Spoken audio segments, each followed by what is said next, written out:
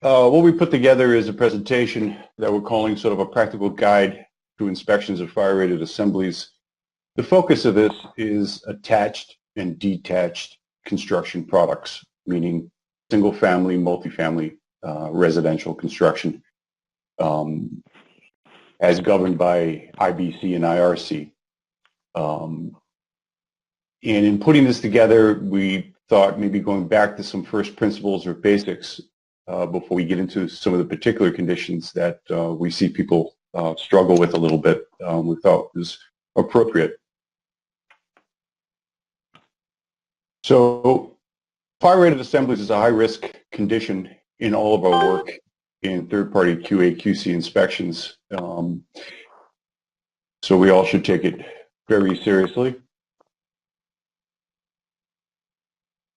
Code fire protection requirements are primarily concerned with the structural integrity of the walls, controlling and limiting horizontal and vertical flame propagation and flame spread along the surface of an interior or exterior building enclosure. How is it determined? ASTM is our main standard. But we also, this is a standard that you probably are not familiar with, ASCE. Rebecca, I'll let you give us an explanation of how this is sort of coming about, this 2016 edition. Sure. Astm E 119 has been around for over 100 years, and it, as cities started getting built up, there identified a need to provide some standard for building construction and materials when it comes to flame and fire rating. Well, pretty much in 2000, since 2010, and I think between 2012 and 2015 specifically, ASCE got involved in recognizing that although there was this ASTM standard, it wasn't specific enough for them to be comfortable for design standards for structural loads on buildings and how those structures perform during a fire event. And so because of some high profile and also just, as a fact of developing those standards, then they got involved and issued an edition that provides guidance for fire protection of structural members. So now the ASTM has been around a long time. ASCE is now involved in providing more guidance specifically towards the structural aspect.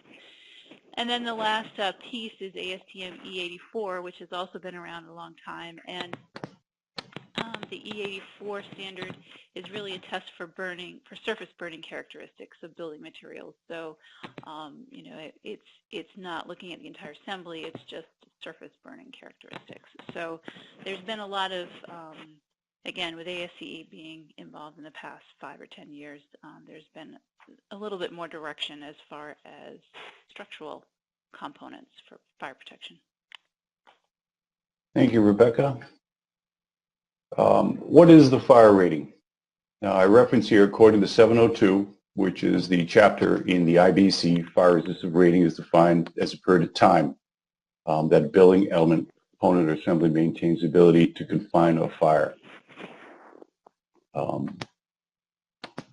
The simple rating scale that ASTM E119 uses to rate performance is in terms of hours. The time rating in hours indicate how long a building material, element, or assembly can maintain its structural integrity and or heat transfer resistance in a fire, and correspond to the construction type designations in Chapter 6 of the IBC, which will give you your Type 4, Type 3 type of construction, single family, multifamily, residential. References for the inspection as we're out in the field. We have our construction documents, our CD set, our local codes, the IBC, the IRC, and NFPA 221. If you haven't had a chance to look at MADCAD, it's in our member-only site on the Criterium website. NFPA is a pretty strong reference, and I urge people to, you get a chance to take a look at what that reference has to offer for you. What's being considered? Code selection takes the form of statements and exceptions. We're all familiar with that, those of us who look at code a lot. The code is organized to move from the exterior of a building to areas inside. So it goes from out to in as you read the code, the building and then the structure. First set of assemblies can be thought of as planes, both vertical and horizontal, arranged around a structural system. So basically, we're taking a look at the conditions of openings, locations of properties, the relationships with exterior walls facing each other, as in courts, the separations of interior spaces, vertical circulation, protection of egress path, smoke barriers, penetrations of utility systems, abutments of floor systems and curtain wall systems, fire-resistant protection of structural systems. So the first condition we see out there is dealing with an exterior wall. 705 says that any distance greater than 10 feet from one exterior wall to another should be rated from the outside only. Any conditions where the exterior walls are less than 10 feet from each other, they must be rated on both sides. There's a large table in IBC that gives you a lot of information on what those requirements are. Again, this is sort of a high-level presentation, not meant to get too much into the weeds. NFPA 285, as building enclosure systems continue to advance technologically, requirements for the WRB, the weather-resistant barrier, and finish systems are periodically adapted into the IBC due to more plastics incorporated into the assemblies. So these codes are changing often. Depending on the type of construction, some may need to pass NFPA in addition to ASTM standards.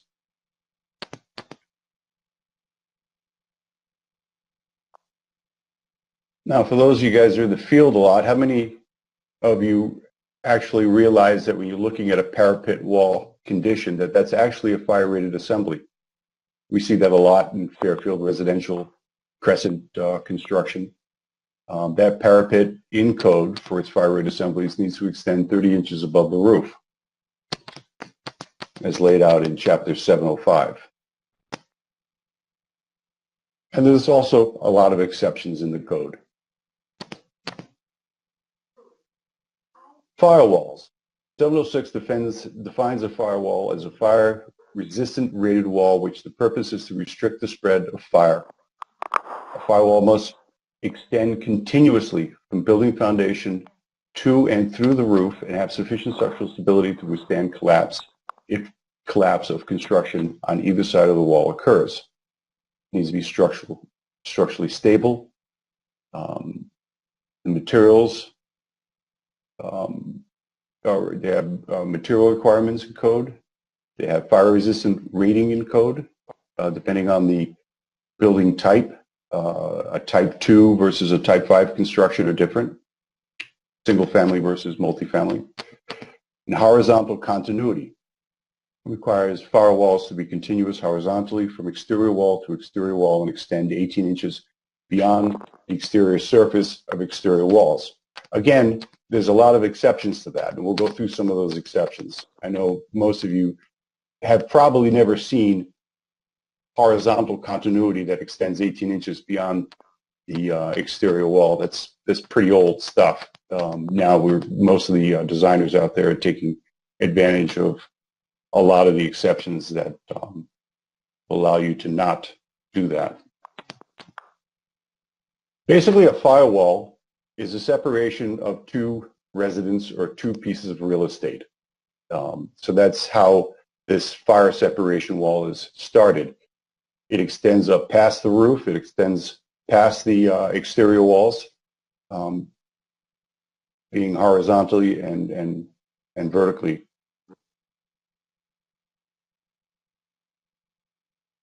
Firewall continuity. 506 requires the firewall to be continuous horizontally from exterior wall to exterior wall and extend 18 inches beyond. Exceptions. Firewalls that are permitted to terminate at the interior surface of a combustible exterior sheathing or siding provided that the exterior wall has a fire-resistive rating of not less than 1 hour for a horizontal distance of not less than 4 feet on both sides of the firewall. Openings within such exterior walls shall be protected by opening protectives having a fire protection rating of not less than 3/4 of an hour. Firewalls shall be permitted to terminate at the interior surface of a non-combustible exterior sheathing where the building on each side of the wall is protected by a sprinkler system. So we see that in condominiums often. But this is one of those exceptions that allow the designer to not extend their fire separation wall 18 inches.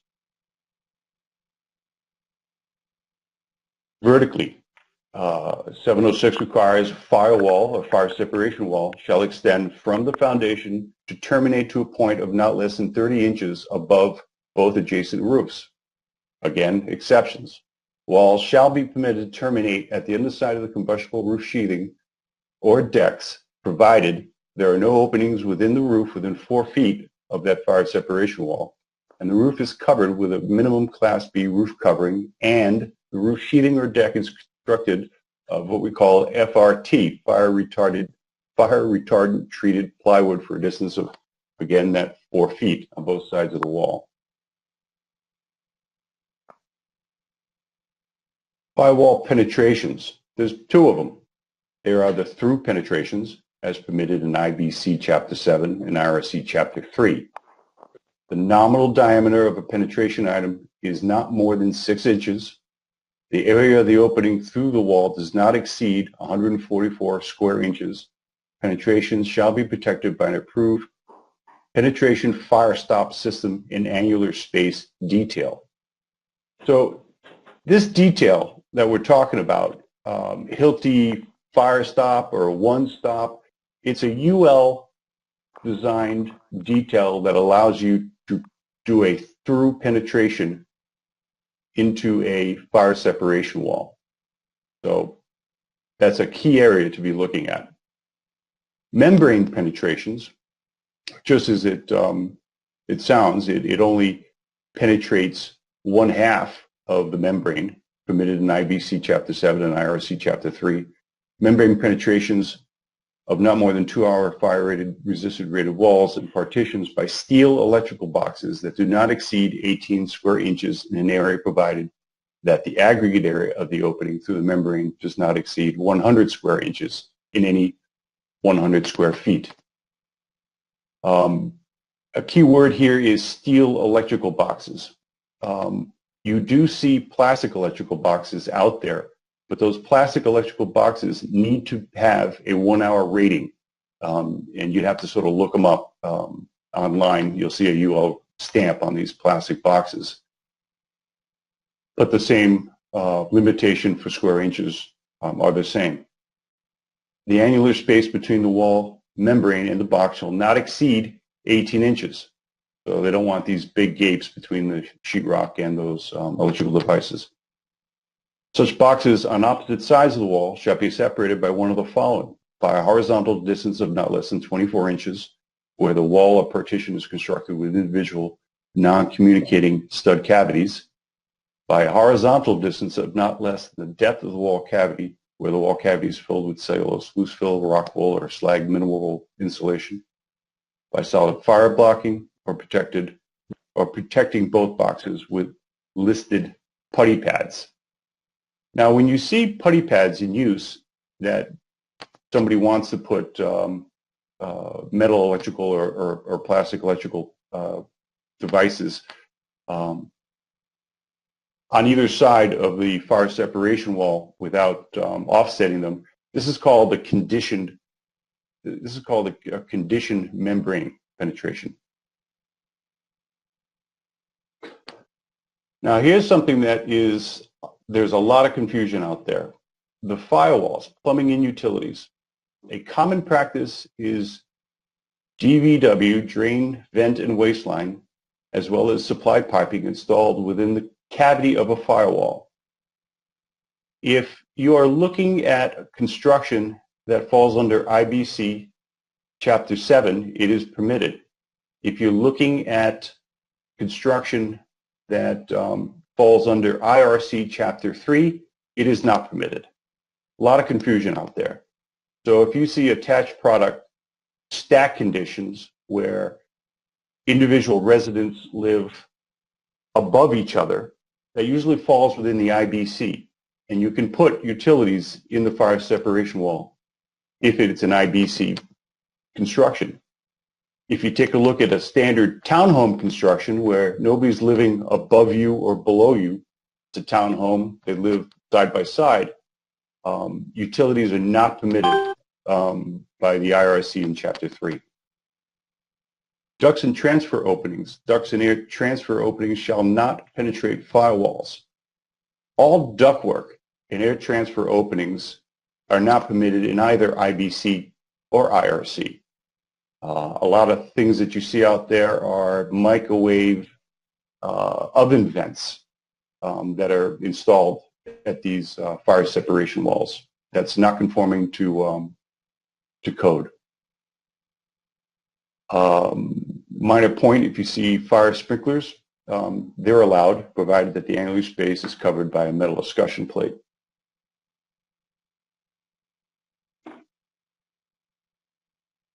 Now we move on from fire separation walls to fire barriers, and I'm not going to spend a lot of time on fire barriers, smoke barriers, things like that, but just so that you're aware of that there are firewalls, there's fire barriers. Fire barriers usually used for places of refuge, areas of egress, vertical circulation. Fire barriers serve to set apart different occupancies or divide a single occupancy into different fire areas. So again, the fire separation wall defines two pieces of real estate, where the fire barrier does not. It can be within that one piece of real estate.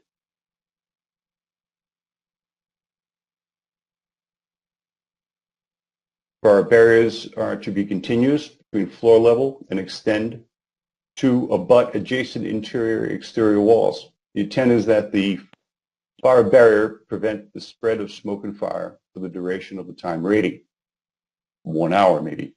Penetrations and openings are permitted but must be protected to maintain the integrity of the fire barrier. The fire barrier should extend to the top of the floor assembly below. The fire barrier should be continuous through concealed ceiling spaces. Supporting floor should have the same fire rating as the fire barrier.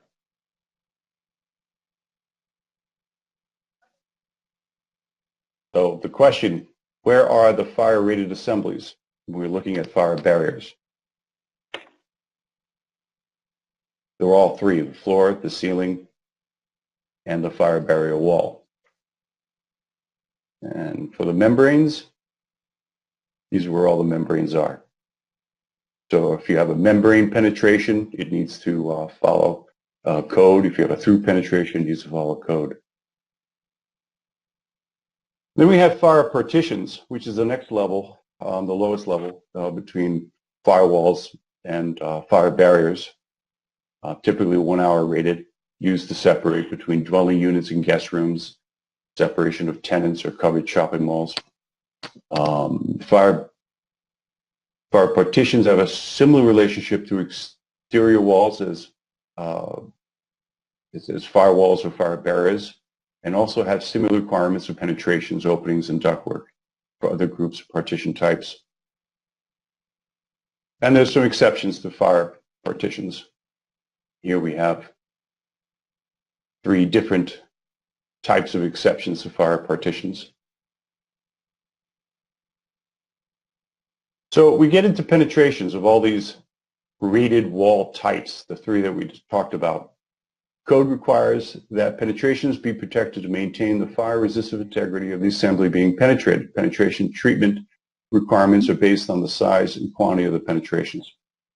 Exceptions allow for certain small pipes or electrical components to be specified sizes.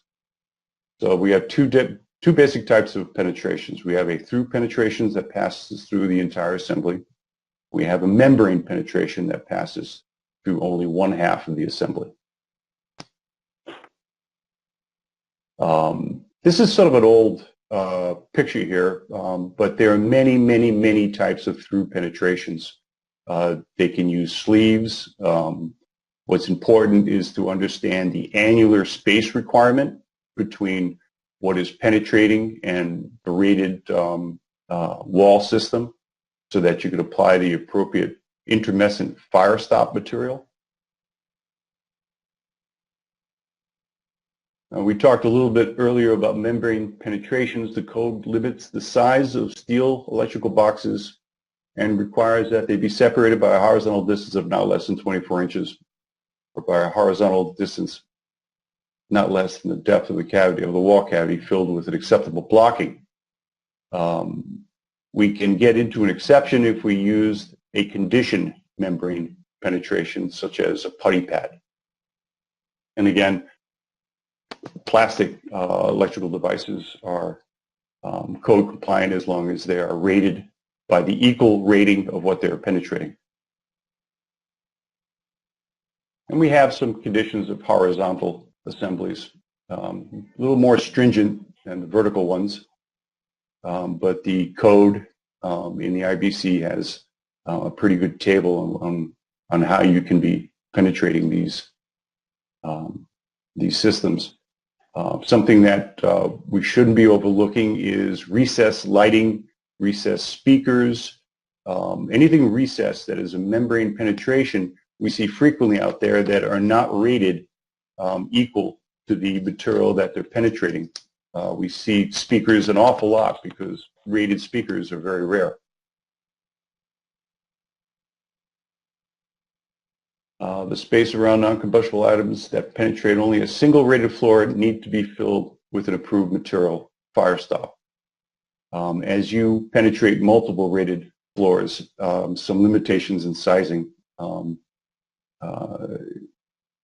There are limitations to sizing in Chapter 7.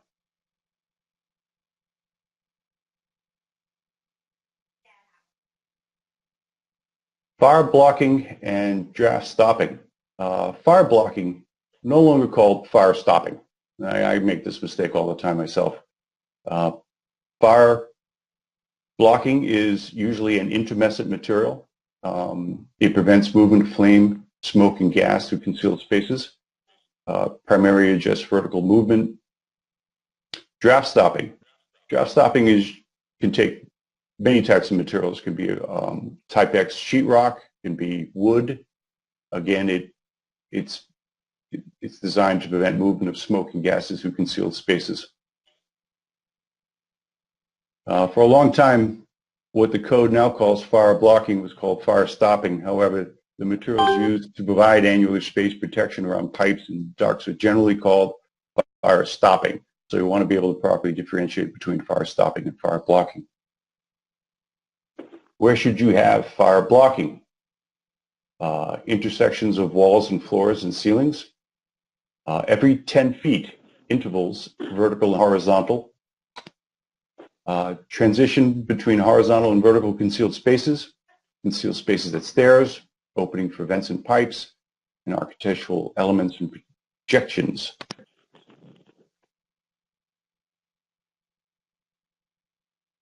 My computer is slowed up here. There it is. So here's some examples of where you'd see fire blocking.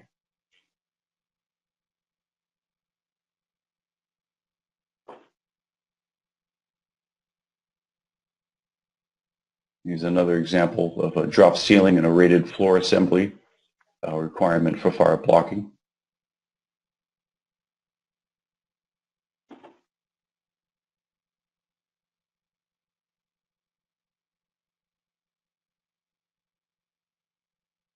And again, I apologize for the delay. Here we have a stair assembly where we would see what's required for the stopping in the stair condition.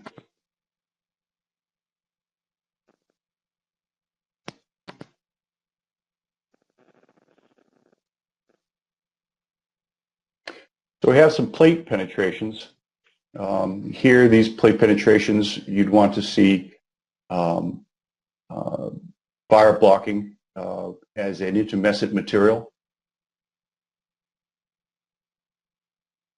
And here we have masonry expansion joints. If you have a masonry wall, that's a rated wall. the expansion joints actually have a requirement to maintain its rating, whether it be 2-hour or 4-hour rated assembly. So where do you find this information? You can find it in your project plans, the RFIs, other field directives. You can find this information in project specifications and spec book, standards and testing groups that we talked about, ASTM or UL Underwriters Laboratory, local codes, and trade and manufacturer specifications.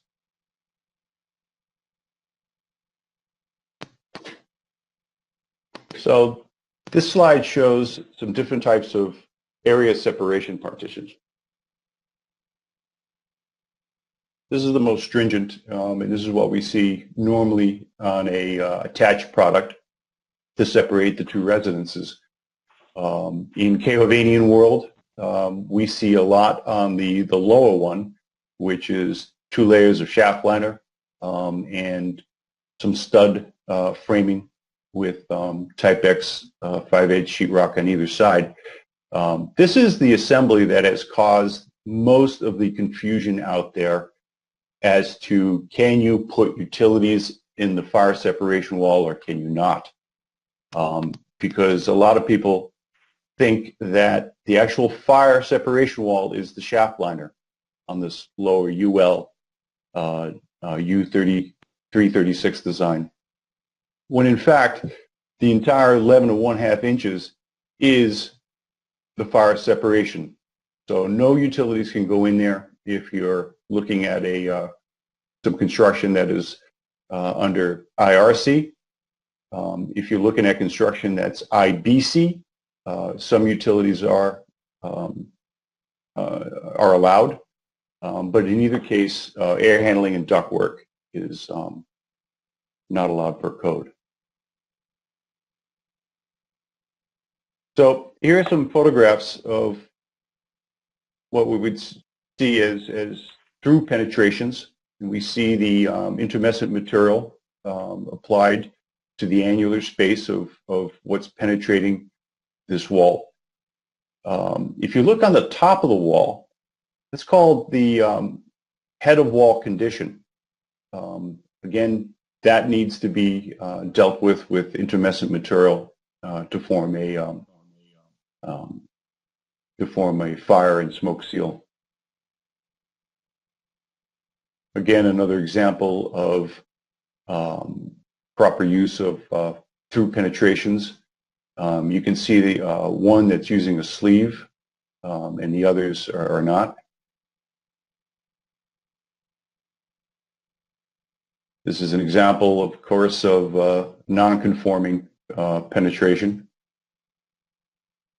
That you want to be on the lookout for any of those who do transition studies or post-construction inspections. You see anything that looks like this, chances are it's a rated assembly and it's not conforming. Here's another example of, there's a fire door, a firewall, and we have a penetration that's not conforming. Both the sprinkler pipe and that piece of BX wire. Again, another example of how people get in trouble with their penetrations. And this just happens to be incorrect material used as a fire stopping. Again, pretty scary application of fire stopping, a flue going into an old chimney using spray foam. Of course, that would be a non-conforming condition. Now this photograph shows both. Some through penetrations that are conforming and some that are not. Gypsum compound is not an approved intermescent material. You see that they've used that in some of these penetrations, and they've used the fire stop material in others. Again, another example of a penetration that's against code. And another example.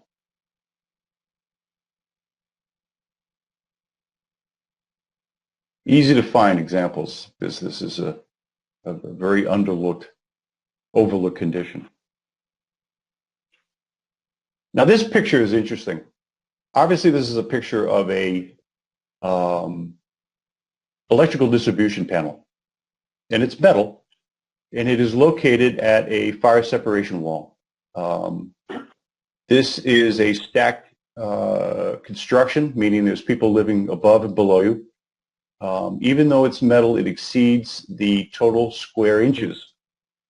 So this is a non-conforming installation of a distribution panel. It should not be put there. You can deal with this in several ways. You can rip it out of there and isolate that distribution panel with 5/8 sheetrock so that the fire separation wall is continuous, vertically and horizontally. In the case of this builder, in this condition, they treated it by applying a putty pad on the entire back surface of these distribution panels, which now makes it a conditioned membrane penetration.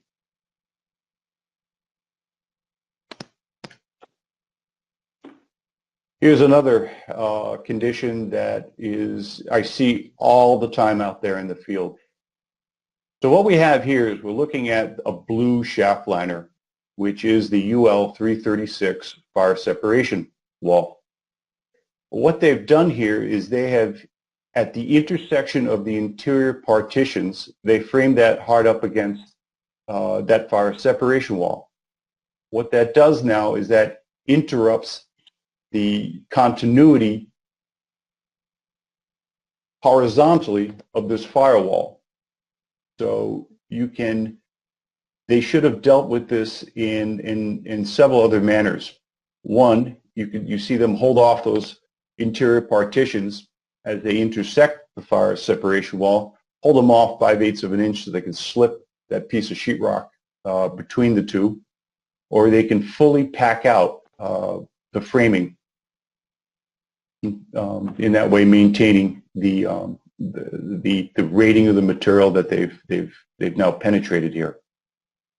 You see a lot of plumbing fixtures that go up against there, showers, benches.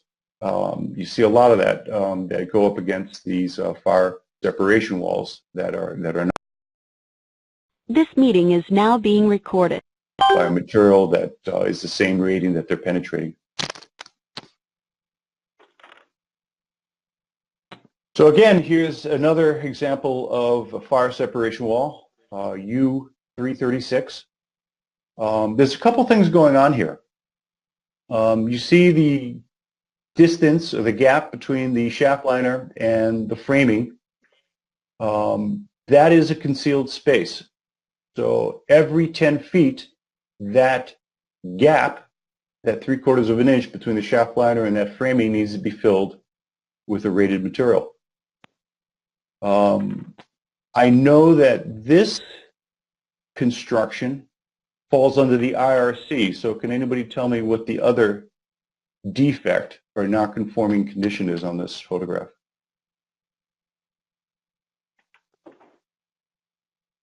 DJ, I know you have this.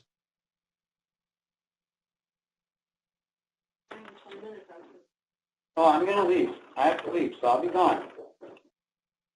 You count on me. Okay. DJ's got his stuff on mute. See that vent pipe that's to the right of this photograph? If this is the RSC, that vent pipe is a non-conforming condition. It is against code.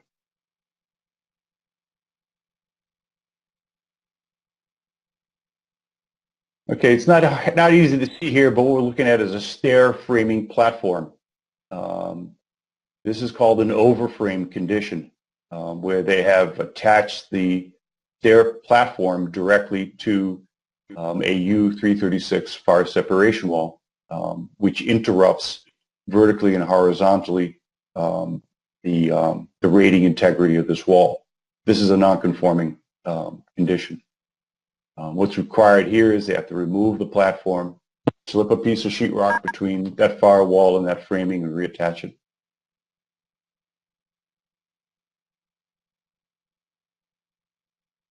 All right. Who can tell me now? I guess I gotta set this picture up. I'm standing in a garage right now. The wall that you're looking at is a fire partition. It's a 1-hour rated partition, and I love this picture because there are violations of code throughout this condition. And this, by the way, was a community that I was on in Boca Raton, right outside of Miami, and there were no less than about 12,000 of these conditions out there. But what we have is a electrical distribution panel has a membrane penetration exceeding the square inch area, so we have a violation there. No putty pads behind it. The other violation is we have electrical devices on either side of each other through a rated partition. We can see there on the just the right hand of that door. And the other non-conforming item here is if you look at the bottom of the photograph, you'll see data and communication wire. Usually data and communication wires, the way that they're handled is with a non-rated device. The device doesn't have a back to them. So those are metal, they're not rated, they are not conforming to code.